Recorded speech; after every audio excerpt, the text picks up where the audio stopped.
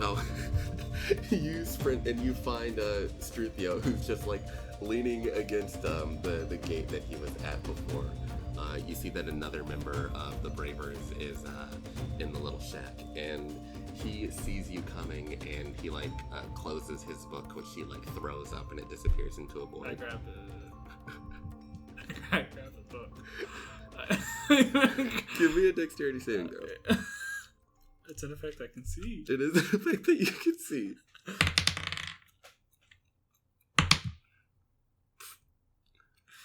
That was a weird. Alright, 17 plus 2 is 19. You manage to grab it just before it goes into this small portal, and he stands up and he like looks at you with this look of like, are you gonna let go of it? I thought this was part of the test. No, that's my journal. I let go. He pinches the bridge of his nose, and he just says, let's get to it, Thaneous.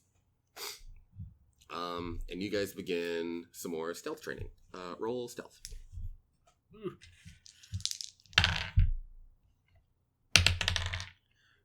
Ooh, 19.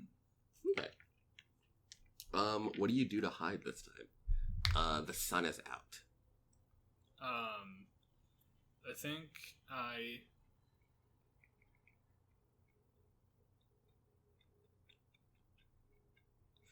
think I start. I run.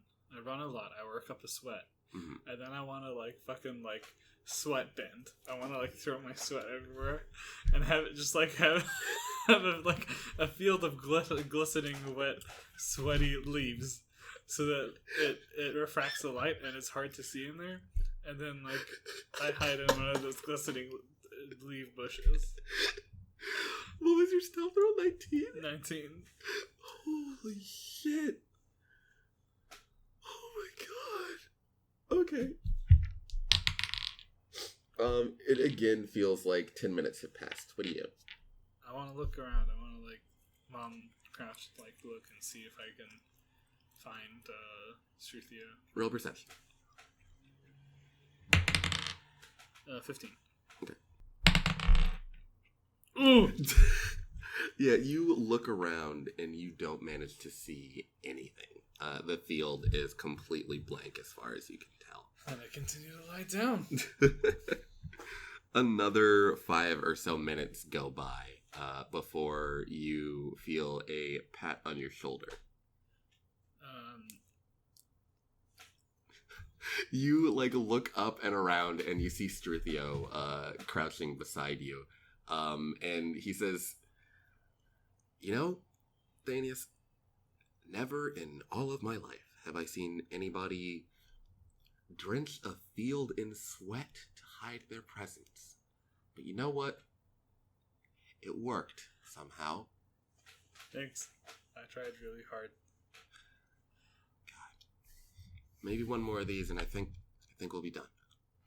You've grown. Hey, thanks. Yeah.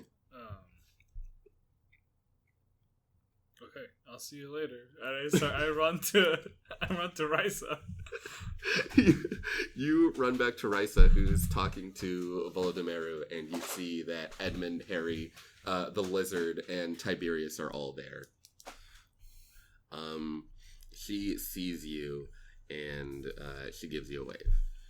Hello. Wait, Volodymyru. What's up? See anything weird?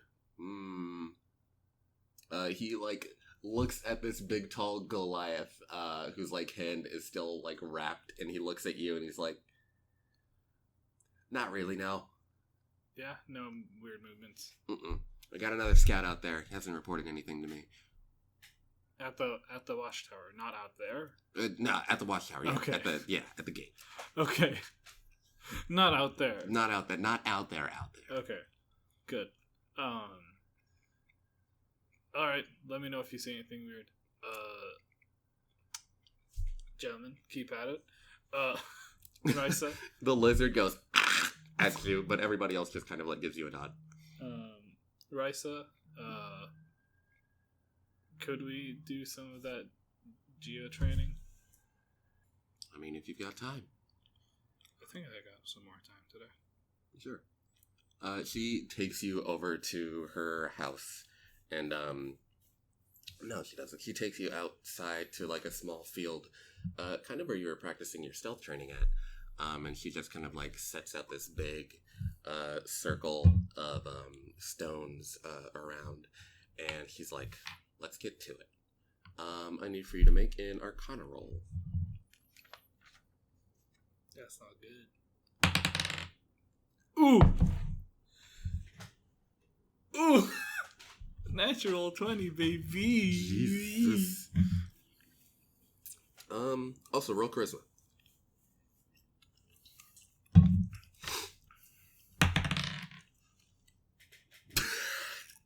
Is that a 3? I think that's a 3. That's a 2 plus 1, then that's a 3. Okay.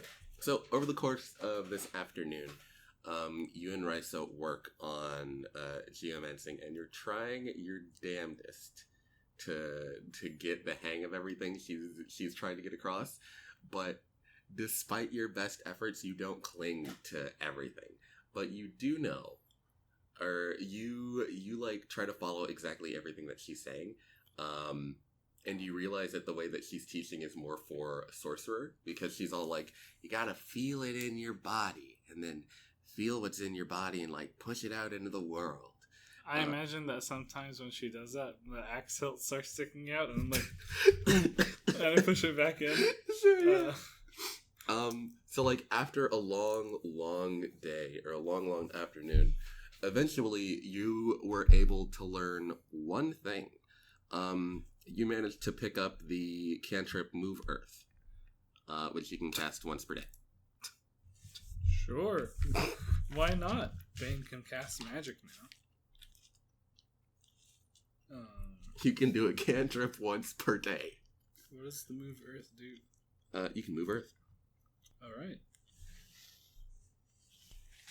Also, as you do this, something in your body just feels like, yeah, I can do magic. You can something in your body feels like, yeah, magic. Yeah, magic. Oh, it's mold. Oh, it's here. It is?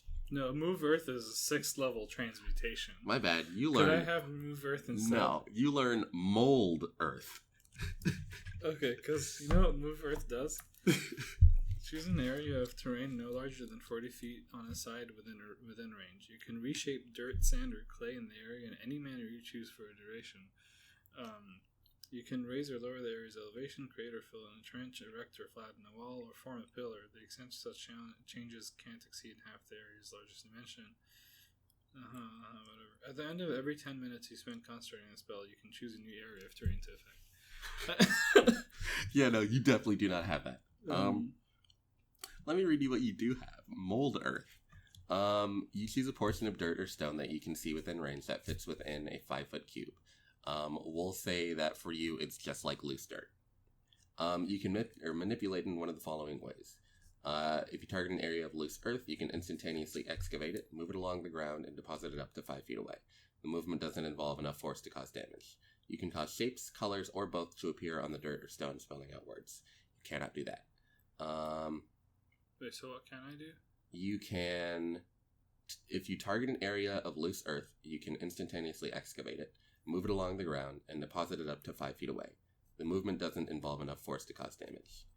You can also,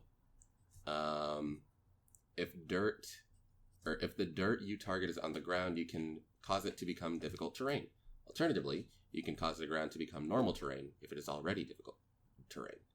It lasts for an hour. Cool. Yeah. So you can make one 5-foot cube difficult terrain or not difficult terrain once per day. Do I have to concentrate on it? Nope. Because you just you mold the earth. Alright, I think so she keeps telling me to do all that sorcerer stuff, look within me and stuff like that, and I'm just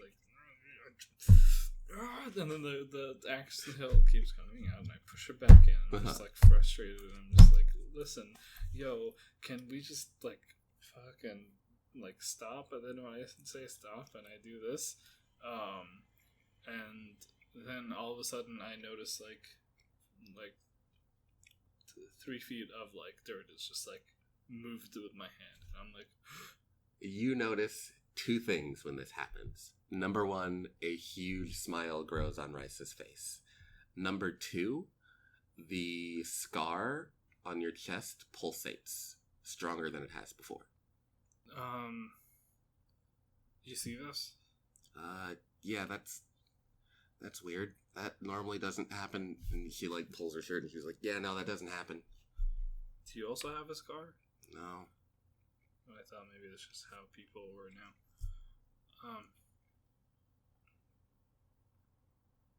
Okay. This is weird. Definitely. It doesn't feel bad. It looks like it hurts a lot.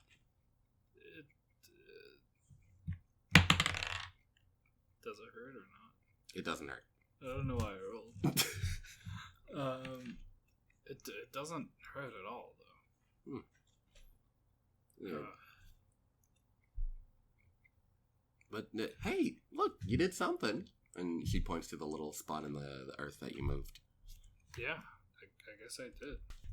The camera zooms out on you, like, having moved the earth and your wound pulsing.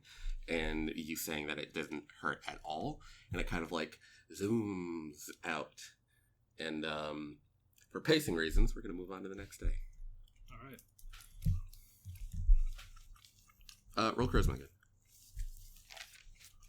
Hold on. I'm going to get my rage back. I'm raging. I'm so mad. I'm so mad. I'm so mad. I got it back. Alright. Charisma 11. Okay. You wake up again, do your morning stretches, and you know you have another day ahead of you. What do you do?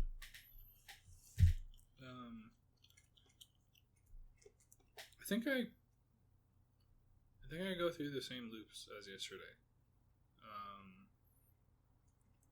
I go to Risa, like check, is there any help I can do? This time she says she doesn't really have any work for you. Okay. I think I want to go check in where the mercenaries like stay. Okay.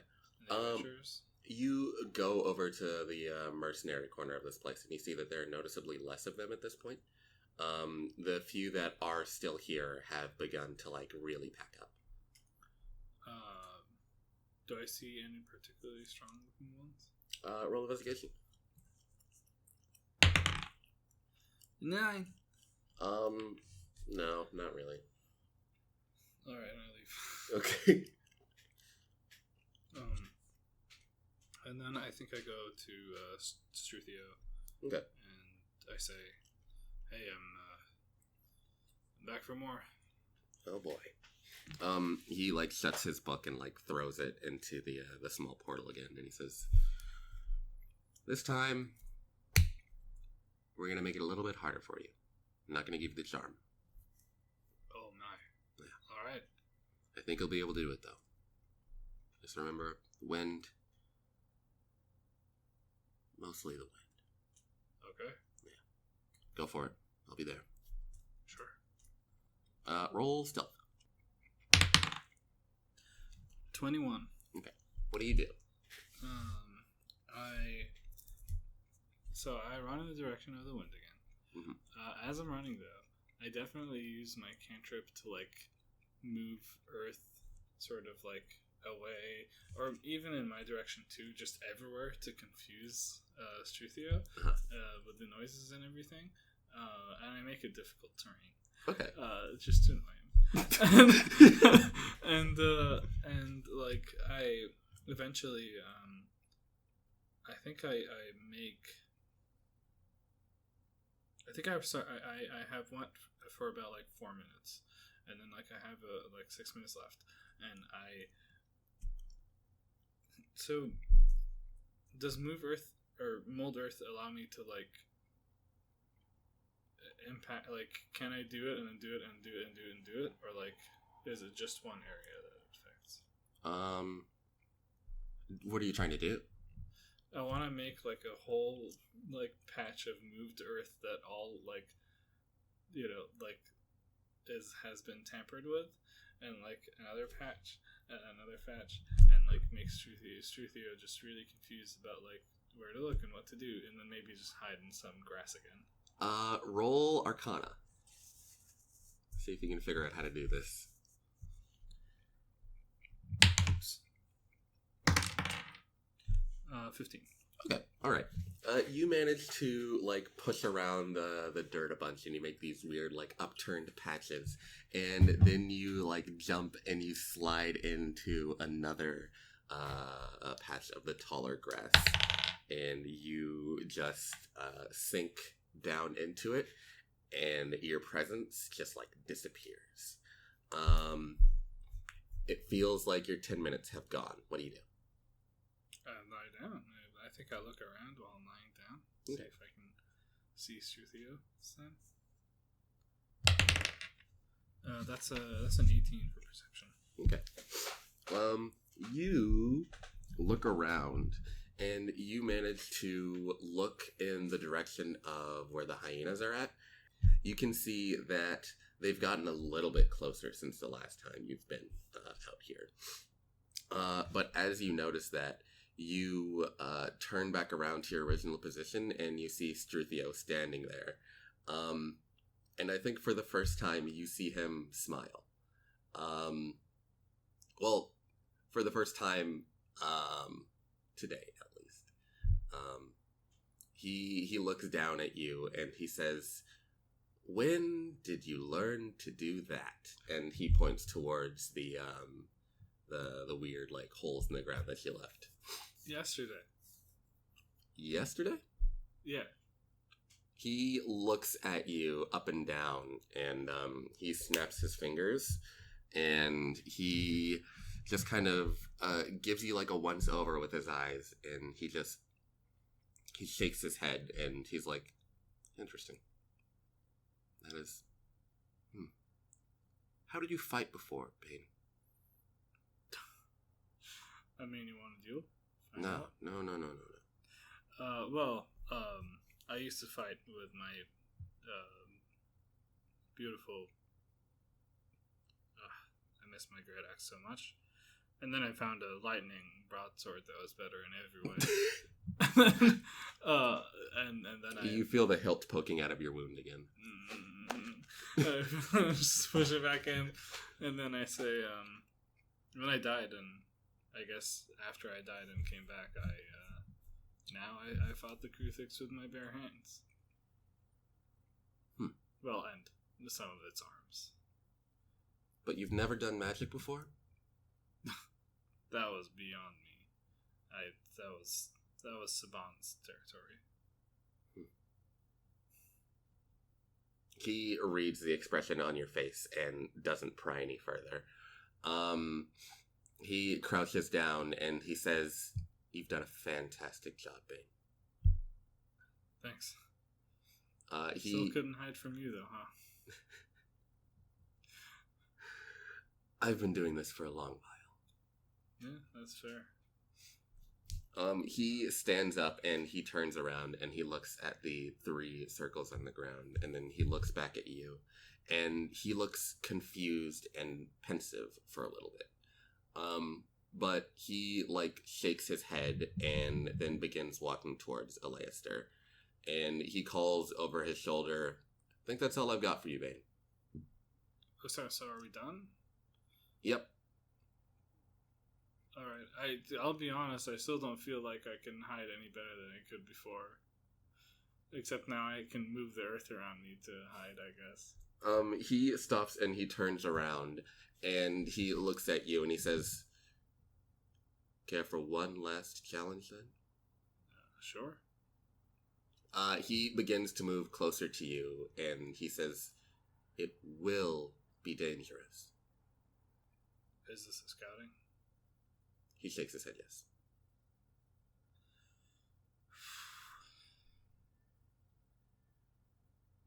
Okay. Let's get ready. The 2 of you move back towards Aleister, and the sun is still rising. You begin to, or you follow him around as he begins to spread the word to the others about how they plan on scouting out later tonight. He spends a little bit more time with Latrons the Diviner, and he comes back out and he lets you know. Bane, Latrons has figured a few things out. Firstly, do you want the good news or the bad news? Bad news. The bad news is that they do seem to be multiplying. Oh no. They appear to create 1 to 2 with each afternoon that passes by. Okay. Strangely enough, they seem to pour out of the Alpha's essence itself. So maybe if we do take care of the head, then they go, huh? Possibly. But the good news. Latrons has been looking at these things for the better part of the past 3 days, and they figured something out. Strange and vicious as they are, beasts they remain. Which is useful because all of our hunting skills will apply here. I believe you. And here's what we can do.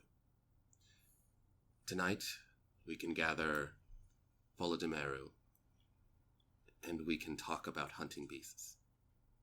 And we can learn everything there is to learn about that, and make our expedition out tomorrow. Preferably in the evening. Latrons has also found out that they are diurnal. That they're what? Diurnal. Like us. Diurnal is a word that I had to Google. It means they have a normal day-night, awake-sleep cycle. God. Alright. Yeah. That makes sense.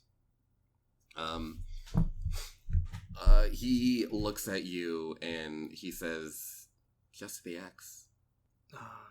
Could you give me a couple of javelins? I suppose I could. He ushers you to follow him, and he leads you to the big celebration tent where the party was held the first night. Volodymyru is there, and you spend the rest of the afternoon learning how to hunt beasts. Specifically anything that lives in plains. You now have favorite enemy, beast. Alright. What does that mean? You have advantage on survival checks to track them, and int checks on information about them. Okay. And that may be useful if you're like, hey, can I shoot this thing's eye? And then maybe I'll give you advantage on it. Ooh. Yeah. So yeah. Roll charisma again. Alright. 7. Okay. The rest of that afternoon is spent learning about how to fight beasts. And then you wake up the next morning, and you wake up and you do your daily stretches. What do you want to do with your day before you have to set out to do some scouting? I go over to Rice again. Okay. It's just been routine. Like, it's just my habit now. And I say, everything good? Yep. Most of the mercs are out.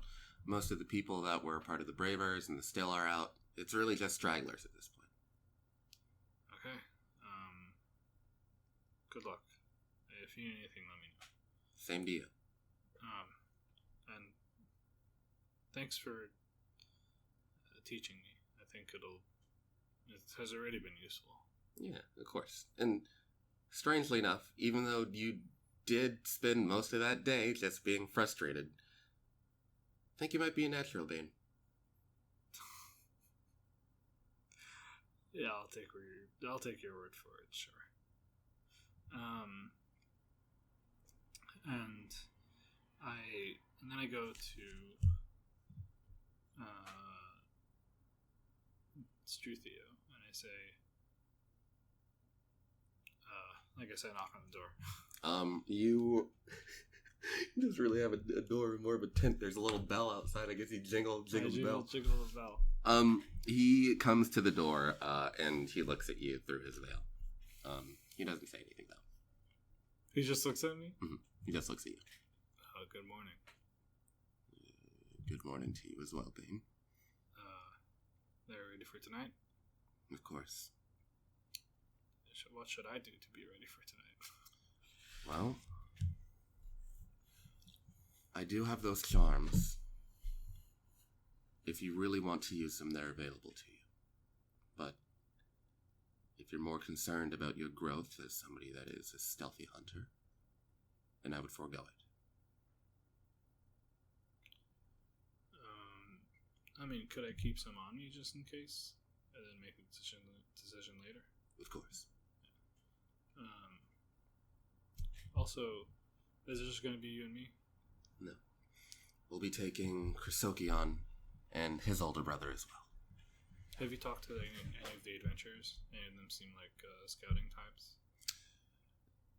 He leans in and he whispers into your ear and he says, honestly, none of them seem like the type that would be worth bringing along in a scouting mission. They're all powerful and loud. That's fair.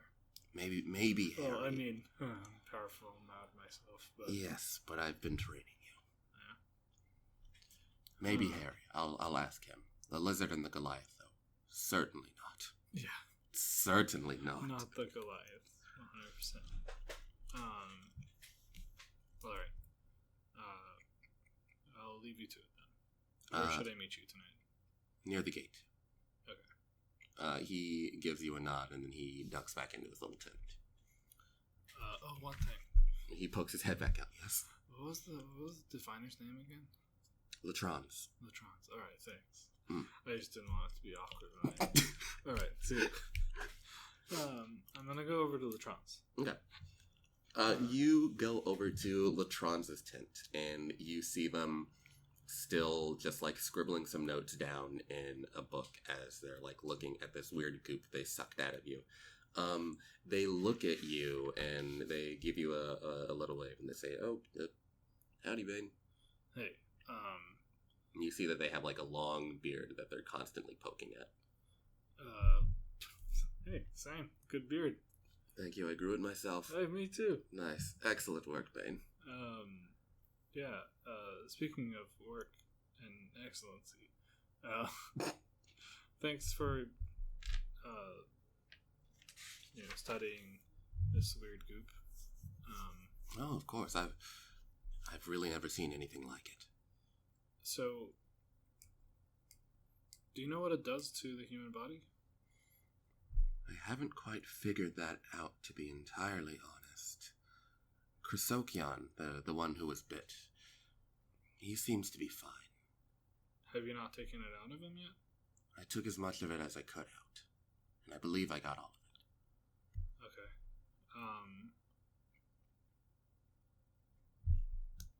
I want to roll insight on that. Sure.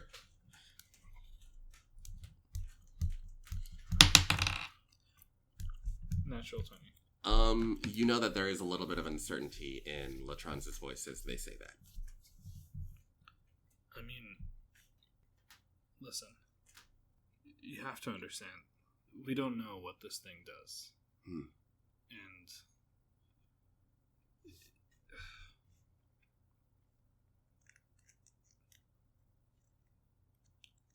I know you're not sure that you took all of it out.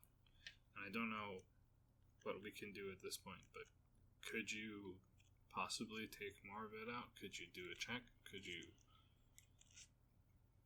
A smile grows on their face as you say that, and they say, awful perceptive of you, Bane. I suppose I can give it another try. Yeah, please do. And since we don't know what it does, maybe it would be better if they stayed here instead of going out with us. When you say that, Chrysokion, or Latrons raises an eyebrow, and they say, going out with you? Yeah, we want to scout and just check up on their positions. I understand that, but the boy's still hurt. I would highly recommend against him going out with you all. Yeah, that's what I'm saying. Yeah, I'll make sure that doesn't happen. Alright. I have another question. So what's up with this? And then I think about what's it called? Orias a bit. Mm-hmm. You feel it begin to pulsate a little bit, and when this happens, Latrons stands up and moves over towards it to get a closer look at it. They like squint their eyes at it, and they say, "I've never seen anything like this before." Yeah. I'll tell you one thing though: it reeks of some kind of energy. What kind, I'm not exactly sure. Does it feel good or bad? It's energy. I can't tell. I see. Listen, though, as soon as I figure out everything there is to know about these weird hyenas, though, this will be the first thing I look into. Alright, there's also this, though, and I start to think of the axe, or the hilt. You start to think of a weapon, and the hilt comes, like, out of the center of your wound. Latrons looks absolutely taken aback. Yeah, I know, me too, and I... and I push it back. They roll through their head for, like, all the knowledge that they can think of, and they look at you, and they say, "Have you tried pulling it out?" It scares me. I don't trust it. So, okay, let me explain how I got the scar. Mm-hmm. My apprentice slashed me in the chest. Well, we were dueling. I was teaching her how to fight, and then she slashed me on the chest to just test her slash, and I didn't know it was going to be that powerful. And then it left the scar. And then... You're telling me a weapon did this? Yeah. Well, it was a weird...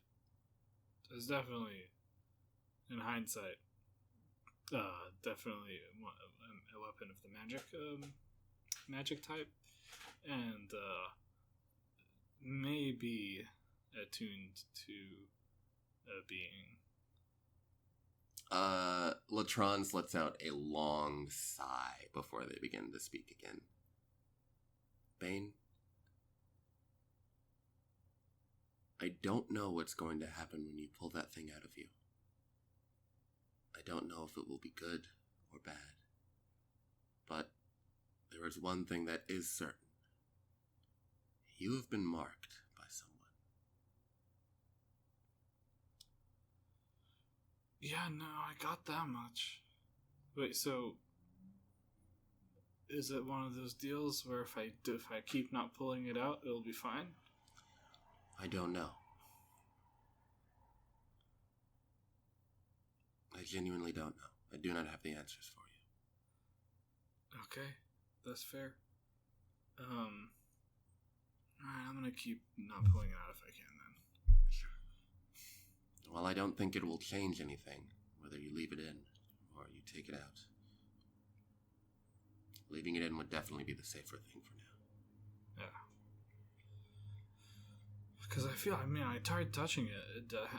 When I tried to pull out of it, I got some, a weird rush of energy, and I was like, yo, this is wild. So, the being that was attuned to the weapon that my apprentice slashed me with is definitely not a good person. Definitely an evil being. Alright. Do you mind conjuring it, the hilt? Are you going to pull it out? I simply want to touch it. Okay.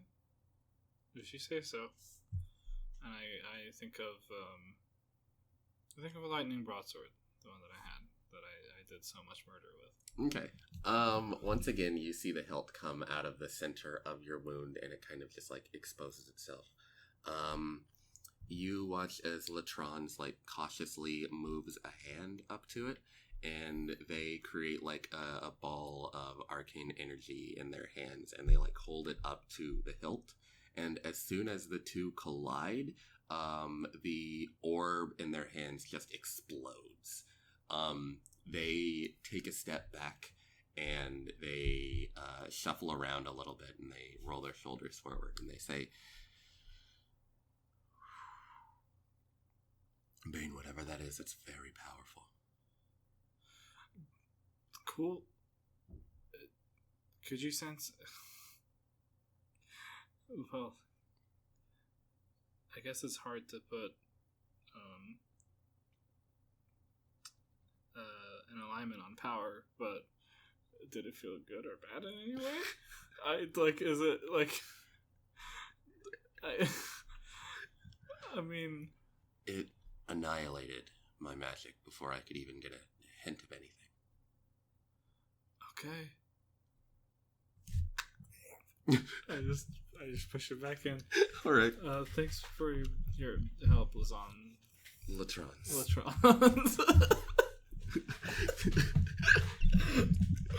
How much charisma does Bane have? +1. Incredible. I think I'll go to Voldemar. Okay. You go find Volo. Yes. Hey, Volo. Howdy. Any weird movement today? Nothing really. I did see another one of them get, like, birthed or born. It was really gross. It just, like, dripped down from the alpha's fangs and, like, sprinkled onto the ground, and just a new shape appeared there. Oh, weird. Yeah. Okay. That's a lot.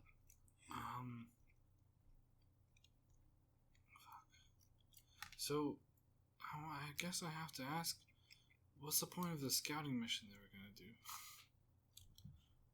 Well, typically on scouting missions, we try to figure out how they hunt, if they work alone or in packs. But also, if we think it's safe enough, we try to see what hurts them. I see. Okay. Alright. I'll try to find out as much information as I can. It'll be fine. Famous final words. He punches you in the shoulder as you say that. It'll be fine, Bane. Everything's gonna be alright. Okay. Rice has got most of the encampment out of here, and they're on their way. So, I think it's gonna be alright. It is gonna be alright. Yep. Hey Volo, I have something important to tell you. And I sort of like wrap my arm around his shoulder, and I just like get real close, and then I start to think of lightning broadsword. A hilt begins to like come out of your chest. Volo looks really excited and like looks at you, and then looks at the hilt, and he's like, "Dude, that is cool as fuck." Right? Then I push it back in. No, though. I mean, are you just gonna like not? You can make something come out of your chest, dude. Yeah, I know, but it could be really evil. Listen, 100% at my feeling, my gut instinct. Can I roll insight on it? Sure. After everything that I've learned.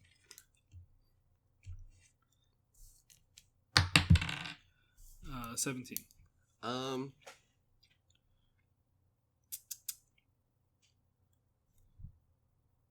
Do you remember when you went into the realm of memory and you fought the corrupted, they're not angels, but everybody kept calling them angels, so now the word is angels in my head. You remember when you fought the corrupted angels? The energy coming from the blade's hilt feels similar to their energy.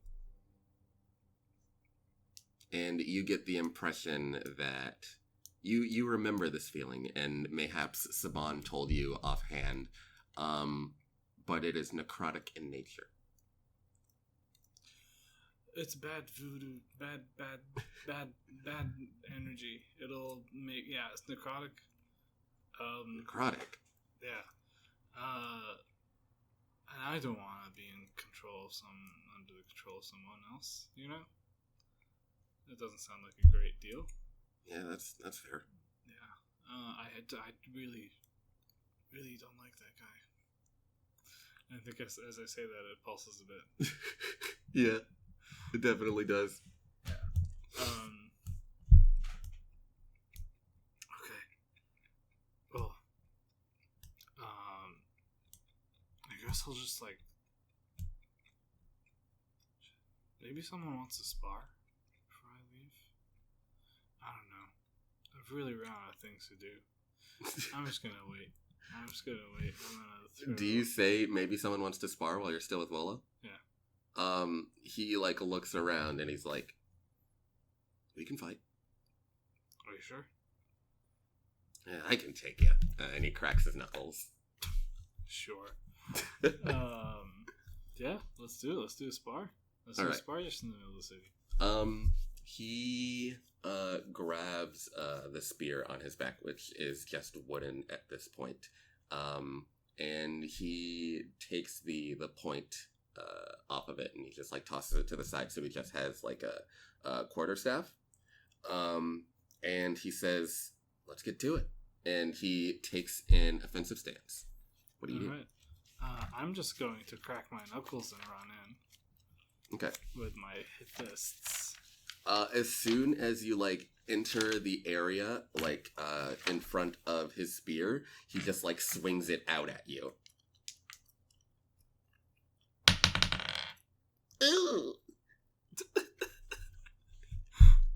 Does a 11 hit your AC? No. All right. You watch as he tries to swing the spear as you enter his space.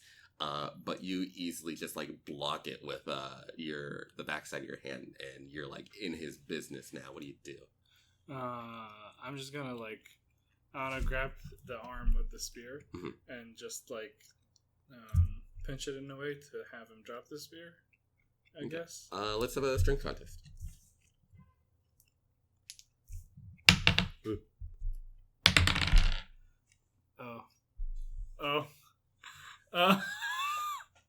Well, I got a 13. Oh, please. You move in, and what does this look like as you disarm him?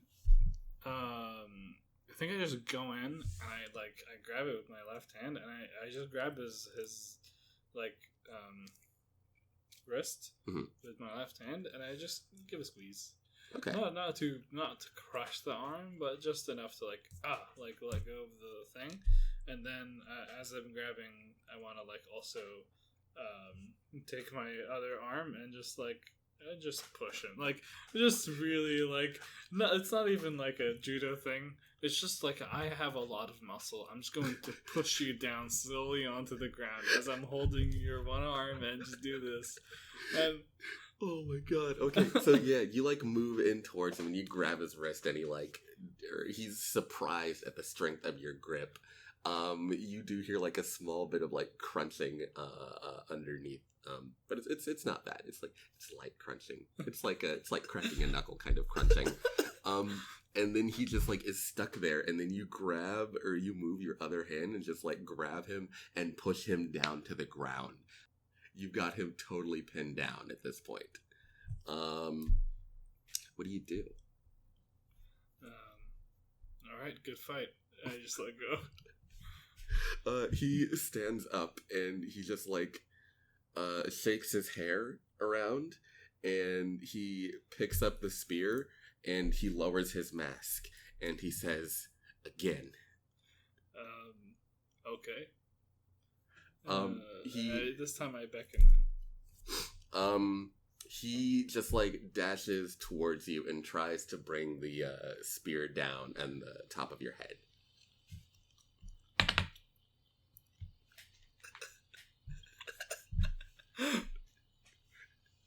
Twale. No. Holy shit. Okay. All right. here is what happens. He like, God, Bane is so good. I'm gonna say, like, once again, you just, like, use the back of your hand to, like, knock the hit away, but he, like, he, like, hits you, and the spear goes back up, and he, like, tries to come for your side one more time.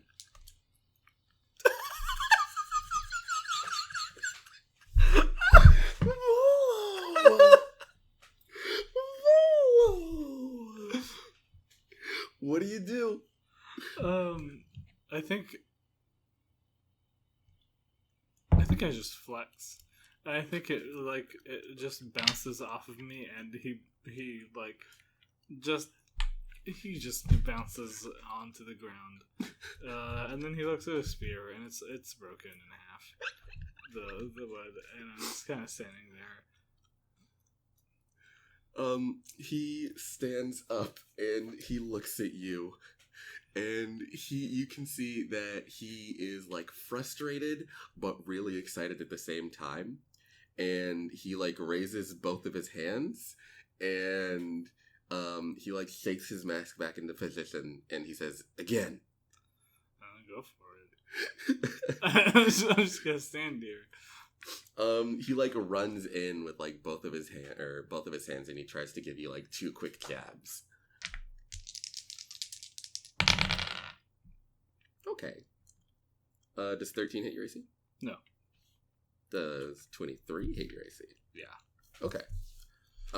He, like, moves up to you, and he tries to jab you, like, right in the scar, but you easily, like, do you know what a cat style block is? You don't know karate. You swipe your hand to the left and knock his hand away, and with that opening, he, like, takes his other hand and jabs you in the sternum. Take 9. Alright.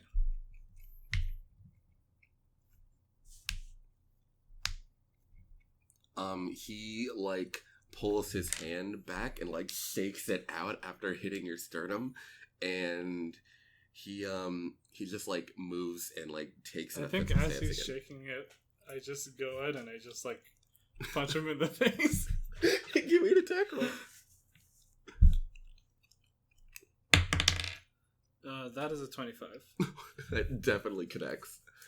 You just, like, watch as he shakes his hands, and you just, like, walk over to him, and he just, like, you don't even put your full force behind it. You just, like, throw a quick one right at his chin, and it connects very easily.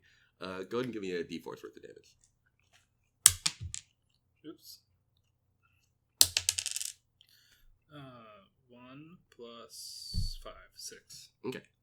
You, like, punch the tip of his jaw, and he just, like, you got him in, like, just the perfect spot.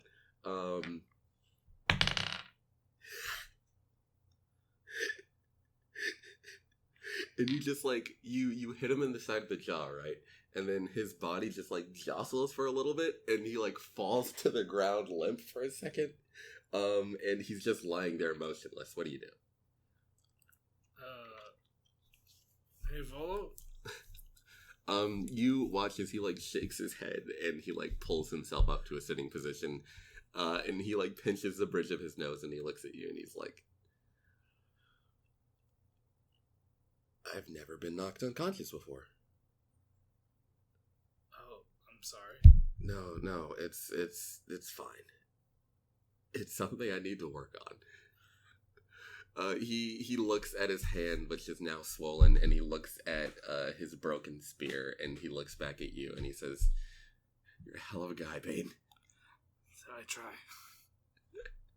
And we'll zoom out on the camera there for the daytime period, and then at night we'll do all that. Do I heal up? Yes. Night falls on the town of Alastair. You hear a bell jingle at your little tent. What do you snoo? What have you been doing in between beating the fuck out of Volo and preparing for the hunt? For the scout, rather.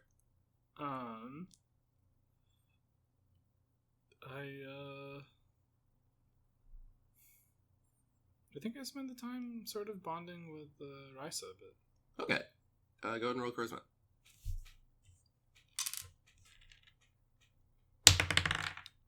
10. Okay. What do you talk about?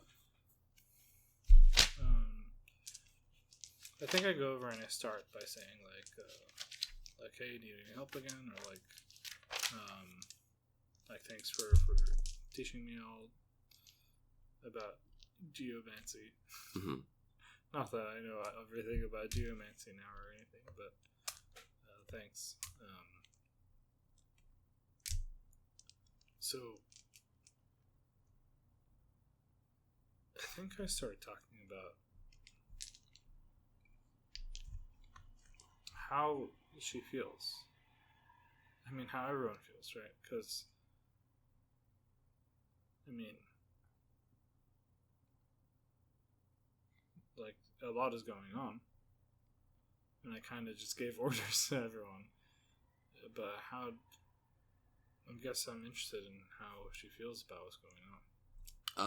She takes a deep inhale and she says, well, to be honest, I'm none too happy about leaving, but like you mentioned, if we had a choice between being here and dying or leaving and not dying, leaving and not dying is probably the better answer. I mean, it sucks that I'm seeing my home off, but unnecessary death is exactly that. Unnecessary.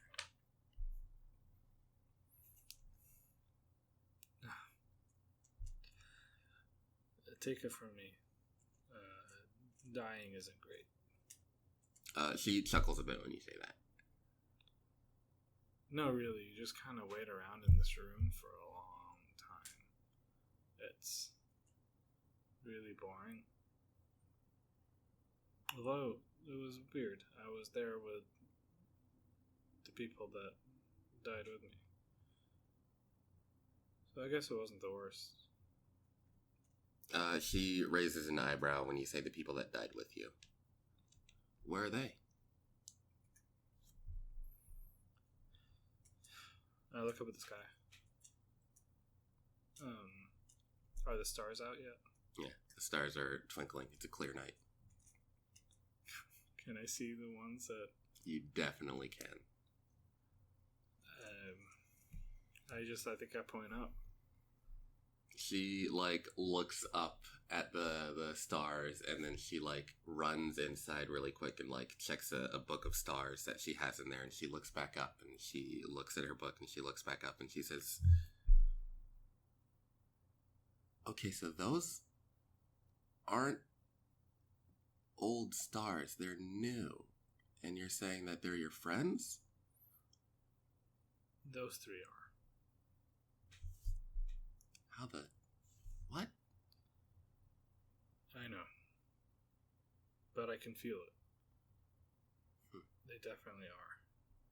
She closes the book and looks back up at the sky, and she looks back at you, and she sees the genuine emotion on your face, and she just nods her head in response, and she says, I believe you, buddy. Thanks. It really sucks to lose someone, and I'm sorry. It does. It really does. Hey, if it's any consolation, if you're ever in Iata, and you happen to be, just around,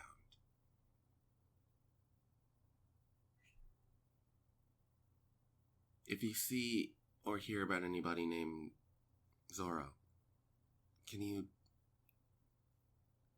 tell him that I say hi? Zoro? Yeah. Sure. At Iata? It's a kingdom.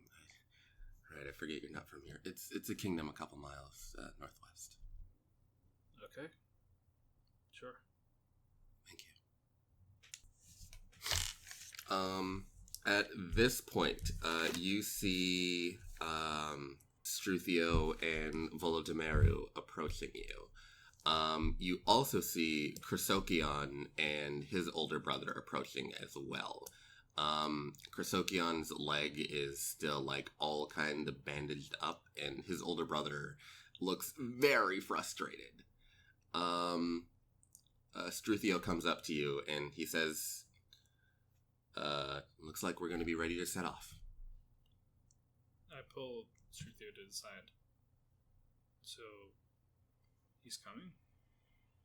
I mean, the more the merrier. I don't think so.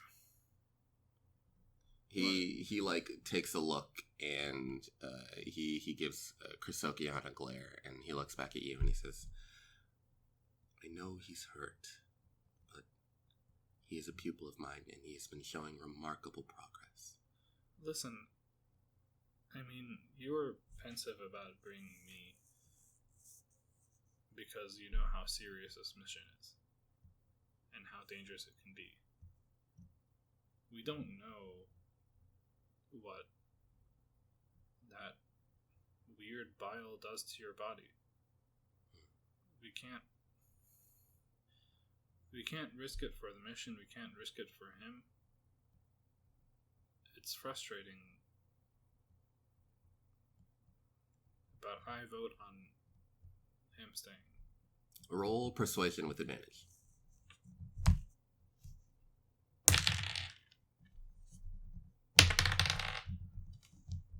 17 plus 5 is 22. Struthio looks sad for a little bit, but he looks back at Chrysokion, who really does look hurt. You can see that through his head. You watch as he really puts things into perspective before he slowly nods his head and he begins to walk over to Chrysokion and his brother. And the three have a conversation, and you watch as the two brothers walk back into town.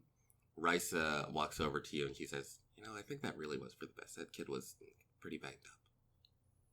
Yeah, and please do me a favor. Keep an eye on him. Yeah, sure. I mean, I'm coming with you, But you're coming? Yes. Fuck. Who's staying? Latron's is staying. Chrysokion, his brother, and I think whoever's still scraggling around at the merc camp. Can we have... I guess they'll know what to do. I'm just could have Poco watch him. Poco? Yeah, Volo's boar. Guess? Surprisingly smart. Okay. Sure. I mean... Yeah. Sorry, I'm just thinking about worse scenarios, but I think we at least just need someone to keep an eye and make sure that he's okay. I agree.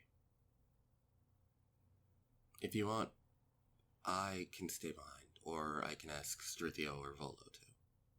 Well, definitely not Struthio. I can stay behind if you want me to. Keep an eye on him. You won't be able to do my type of damage testing, but I think making sure Chrysokion is fine is more important than seeing if we can hurt these guys.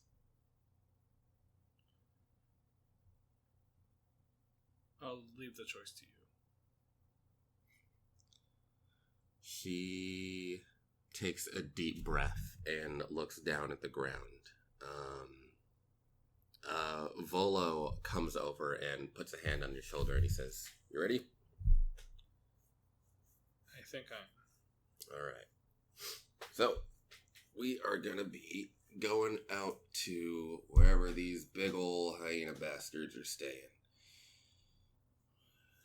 We're going to see how they hunt, and hopefully, if Rice is able, She can grab one and we can chuck some arrows or some spears at it, see how it reacts to that. See how the others react to that. If they even care.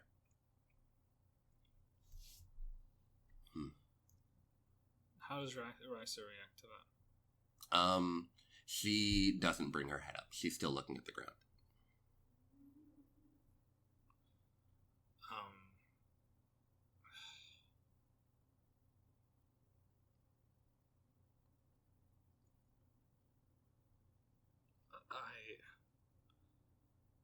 I think we just need to do it as fast as we can. Yeah. You seem worried. We just don't know what... Listen, I've dealt with my fair share of bullshit, and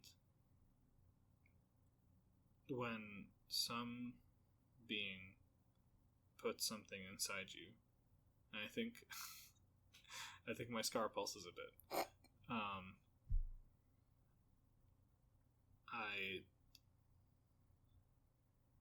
It's usually never a good sign, and Krizokion still has that bile side of him, and it worries me.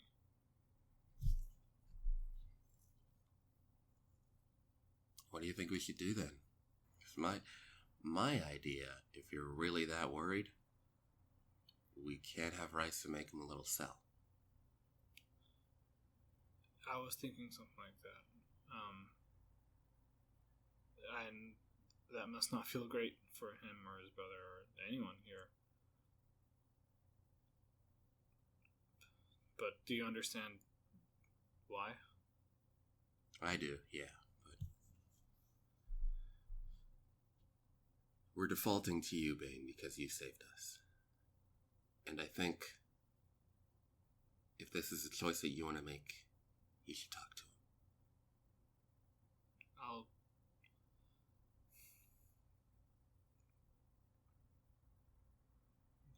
I'll go talk to him. He gives you the directions to his house. It's still within the Bravers part of the territory, and you get to his and his brother's tent. And you ring the bell, and his older brother opens up the door, and he looks at you with kind of a half-hearted smile, and he says, "Hattie."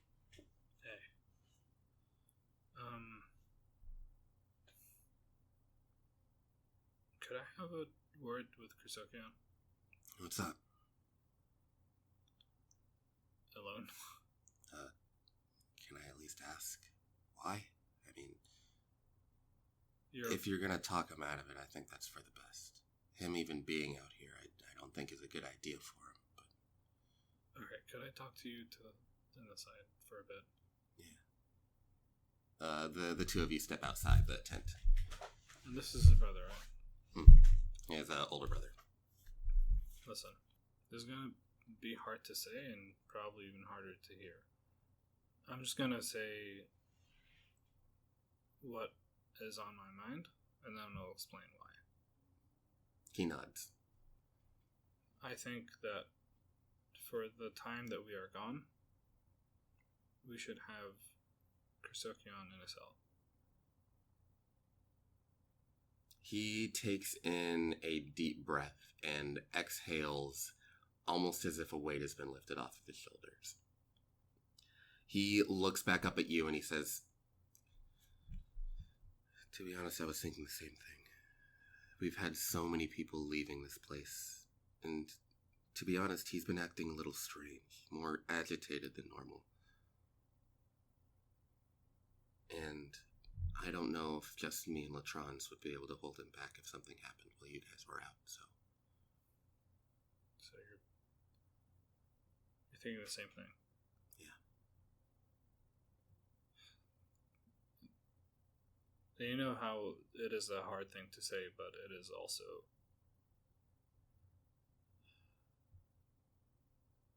I think it's for the best if we do it. And it's not going to be easy for him. It's not going to be easy for us. It's not going to be easy for anyone.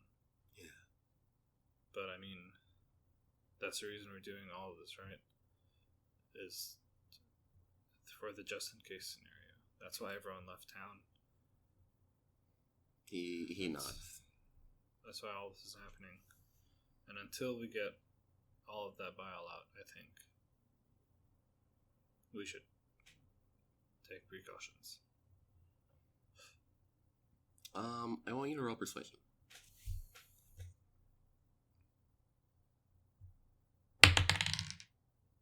19 plus 5, 24. He looks at you and he says, definitely. And, you do manage to, you hear the sound of sniffling coming from inside of the tent. What do you do? Or you watch as Casso turns, or his older brother, and he turns and he, like, opens the tent. And their leg still wrapped up is Chrysokion, who he's crying at this point. Wiping away the tears from his face, he says, I think you're right, Thaneous. I really think you're right. I mean, I want to help, but if I'm a danger to people, I don't want that either. So, you can call Risa over. I'll do it. Thank you, Chrysokion. I know this is hard. And I'm going to try my hardest to make it all normal again. He sniffles before he nods again and turns and walks back into his room. Casso, his older brother, places a hand on your shoulder and he just mouths the words, thank you, before he walks inside. Alright. And I go back to the group. Okay. You still see Risa just, like, staring at the ground, just, like, in her own head. Struthio and Volo are just, like, standing there waiting for you. I go over to Risa and I say,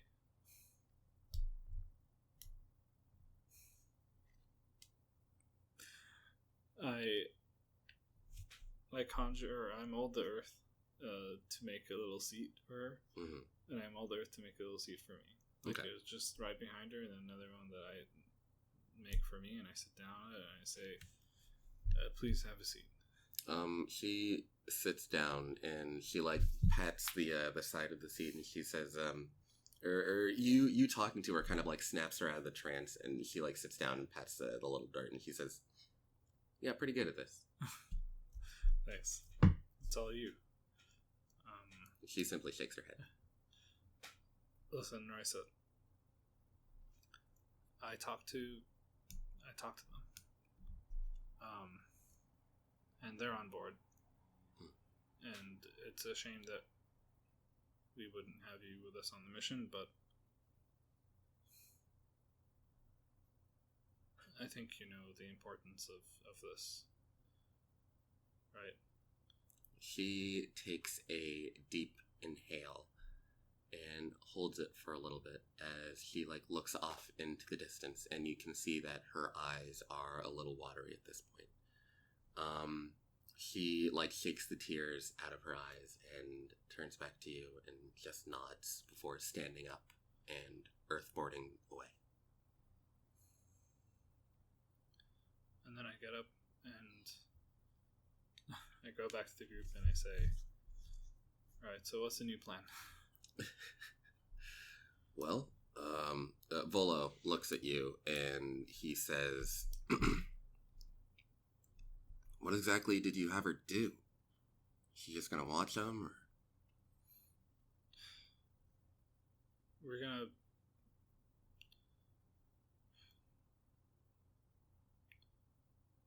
gonna restrain him as a precaution.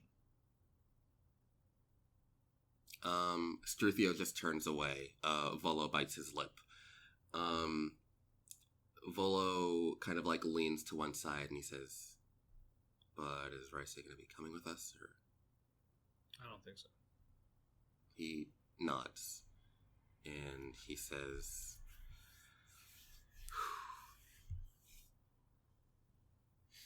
"A braver is still in an outsider that's been dead before. What a crew we've got, huh?" And he, turns away, and you can see that he is smiling. Roll insight. 9. You can tell that he's still worried about something, despite his smile. He, pats Struthio on the back, and he lets out a light whistle, and his big wild boar comes by and kind of, halts over to the three of you. He hops on without saying a word, and Struthio follows. What do you do? Hey, Volo. He doesn't turn around, but he's like, "What's up?" We're gonna be fine. If it goes south in the latest way, we run back. That's all. He turns around and looks at you, this huge smile on his face and a mask still covering half of it. And he says, "100%, Captain." And he turns back around and pats Poco on the side, and you guys begin moving off towards the pack of hyenas off in the distance. You begin to see clouds roiling in the distance off to the north.